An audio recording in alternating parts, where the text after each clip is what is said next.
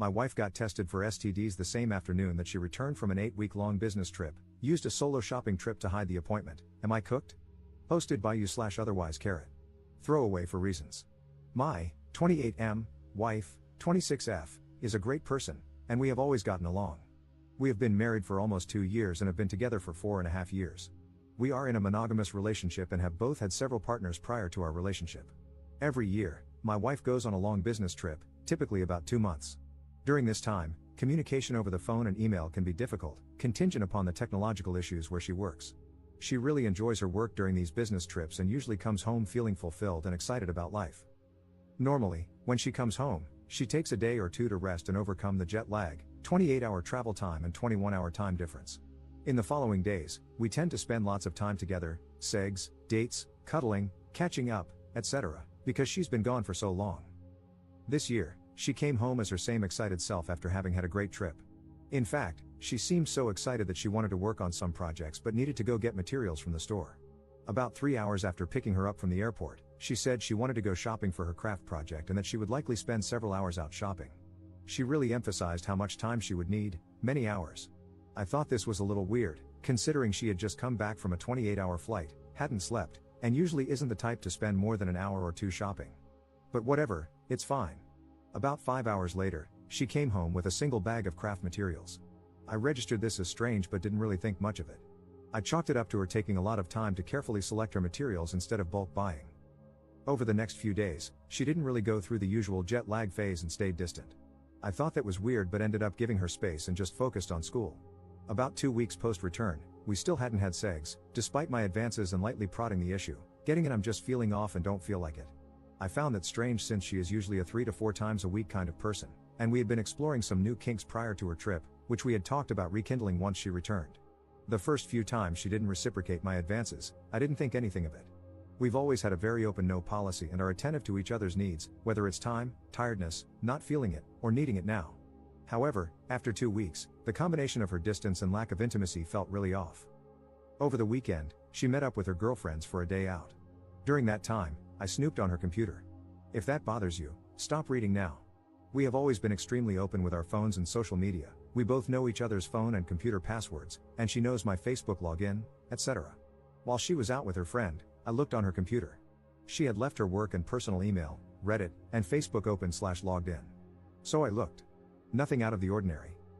I checked the recycle bin and found that she had taken some self-nudes with her phone, sent them to her email, downloaded them, and then deleted them, hence their presence in the recycle bin.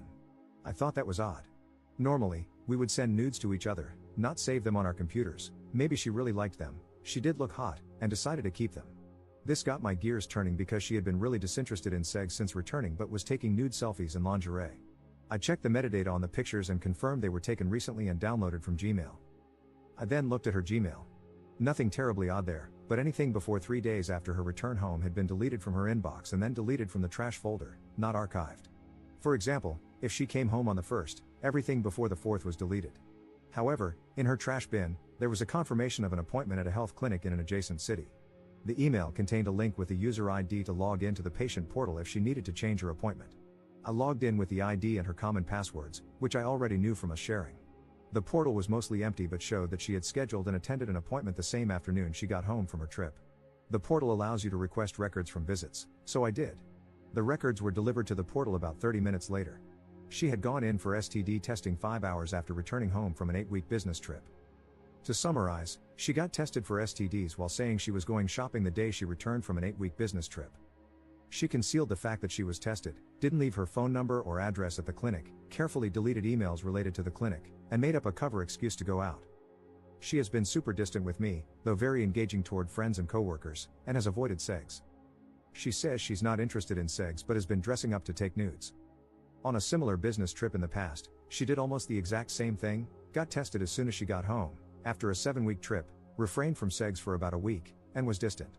I found out similarly, through our shared computer, seeing an email from the health clinic about results in the portal. Previously, when I asked her about it, she said she had a UTI and went in for a full STD panel. Totally plausible, I let it go. She also said that STD tests are normal for women during checkups, though most clinics say you have to request them or have reasonable suspicion. I have no real reason to suspect cheating, but goddamn, this feels weird. All the elements of possibility are there, I suppose. Possible explanations: she had another health problem that seemed to resolve itself, and maybe she wanted more follow-up but didn't want to burden me with the details, although the other health issue isn't urogenital related. She didn't receive any tests that would diagnose the concomitant issue. Health information can be sensitive, and she might have deleted the email to avoid anyone seeing it over her shoulder. However, this doesn't explain why her inbox was cleaned and the trash emptied. Maybe she feels a little detached from me after being away for so long and needs more time to warm back up? She could have had another UTI and gotten an STD panel at the practitioner's request. However, no antibiotics or treatments were administered during the visit, nor were any documented. Maybe she thought I was cheating and got tested? Although, testing 8 weeks later seems a bit outside the typical incubation period. The secrecy of the whole thing really bothers me. Any ideas on how to approach this topic with my wife or other possible explanations? Edit. She admitted to cheating on her trip, says only once, but evidence suggests at least twice. Edit 2. 3 confirmed in one trip. Digging in now. Edit 3. Typical, it was a one-time thing and it was your fault responses. Confirmed at least 3 dudes during her last trip, likely a systemic serial cheater since we've been together. She refuses to admit anything beyond this business trip, even though she exhibited the same behavior 2 years ago. She refuses to be honest and claims she wasn't going to meet anyone on her current solo camping trip. I know otherwise. I keep catching her in lies. Filing papers now. Edit 4. It's at least 4 now, 1 on her first trip 2 years ago, which is why she took the STD test then. A mutual friend knew about it and kept it secret. This happened days or a week after we got engaged. Update 1 month 3 weeks later. Hey folks, I'm at D-Day 55, and I wanted to share a little bit more of my story and just talk it out. It gets a bit lonely at night, and that's when my gears start cranking, without the noise of the day to keep up distractions, so writing it out and clearing the air is perhaps cathartic. My wife and I have been married for 1.5 years, together for 4.5. We are both graduate students. I'm working towards my MD/PhD in genetics, and she is working towards her PhD in microbiology. No kids, few assets, not much debt. Here's the backstory if you'd like more information. My partner secretly got tested for STDs the day she returned from a long business trip. I found out, confronted her, and she admitted to sleeping with 3 people on the trip and 1 person 2 years ago. Luckily, we study at different schools. I'm on the West Coast, where she was residing with me and working remotely, and she studies at my undergraduate institution in another state. When I found out and confronted her, she was on her way back to her school for lab work and committee meetings. So our communications were largely conducted via text messaging and email. She was too much of a coward to speak to me on the phone. I suppose the discovery of infidelity in a relationship is shocking and painful and begins to pave an arduous road toward either reconciliation or the parsing of community property. In my case, it's been the latter. It's not the sex that bothers me. I can understand those inclinations. I'm a biologist. Attraction, emotional investment, feeling wanted, the taboo of risk, adrenaline, those things make sense to me. What I could not understand is how my wife, someone I adore and respect immensely, could lie to her affair partners about who and what I am. It's like her inner monologue flowed freely to them, her true thoughts about me expressed vocally. That made me physically sick. I'm not a bad guy.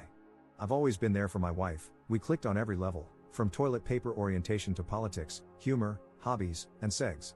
It just doesn't make sense. During the postmortem, I've often come to the realization that, as a partner on a two-way street, I could have always done more or worked toward a stronger marriage. That's the sentimental part of my brain saying, look at all these missed opportunities for communication and growth. If you had really loved your wife, you would have figured it out and met her needs. That's a deadly game of roulette to play. The retrospective what if on infinite regression plays discordantly upon the soul. If the discovery of infidelity wasn't shocking enough, I also asked my wife to reconcile. She refused. I gave her a list of demands with 7 items. The header read, the ground rules. If you choose not to comply, or if I suspect that you have failed to comply with these rules, I will divorce you. Here is the abridged version of what I asked for. You will allow me unfettered access to your phones, accounts, devices, and computers at any time without hesitation. You will forfeit and show me all communications and materials related to all extramarital relations you've engaged in, no matter how minor or insignificant you feel they were. You will allow me to professionally recover data from your phone and other devices. If there is something you haven't told me yet or if you haven't given me the full story, this would be a good time to do so. I extend you amnesty for other grievances, notwithstanding lying. You will contact all parties you've engaged with in any way and explain that you were in a monogamous relationship, your husband knows, and that you messed up. You will apologize for misleading anyone about your relationship status, and you will contact their partners to explain what happened.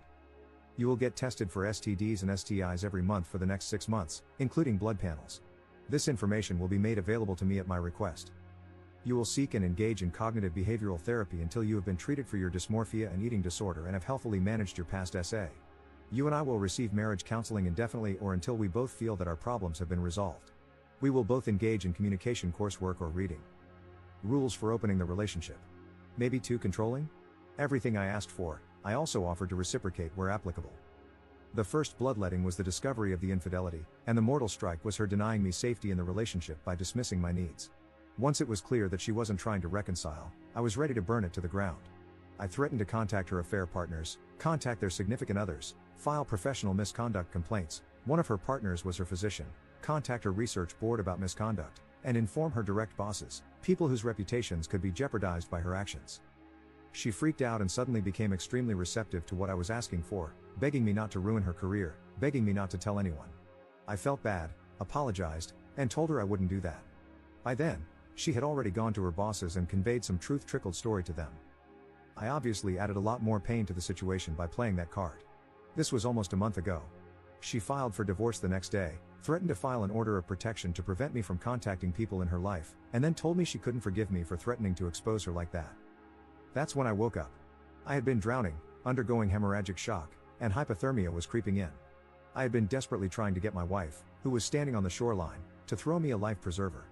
My actions caused her to get her feet wet, and she couldn't handle it.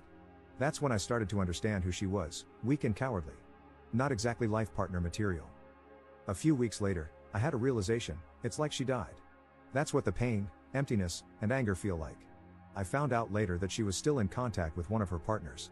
Another punch in the gut. Anyway, that's where I'm at.